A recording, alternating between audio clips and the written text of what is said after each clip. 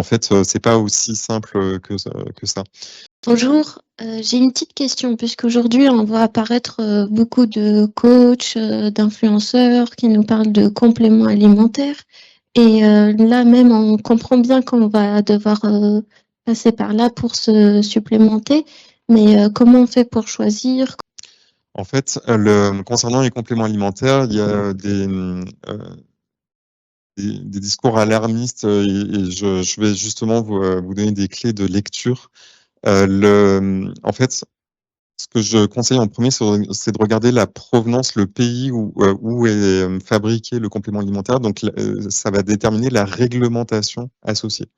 L'Union européenne a la réglementation la plus exigeante au niveau mondial. Et ça peut expliquer qu'à produits égaux, vous allez avoir des différences de prix et d'allégations, par exemple, entre un produit produit au Royaume-Uni ou en Union européenne, parce que le Royaume-Uni ne fait plus partie de l'Union européenne, donc ne répond plus aux mêmes normes. Et donc, le Royaume-Uni et les États-Unis ont beaucoup moins de normes. Par exemple, le dioxyde de titane est un excipient qui était utilisé beaucoup dans les bonbons pour les enfants, les dentifrices, parce qu'il donnait une coloration blanche persistante. Et il a été interdit en France en 2020 et en 2021 en Union européenne. Donc, les compléments alimentaires ne peuvent plus contenir de dioxyde de titane, alors qu'il est encore autorisé dans les médicaments.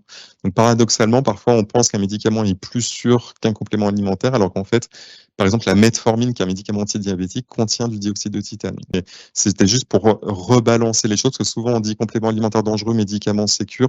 En fait, c'est pas aussi simple que ça.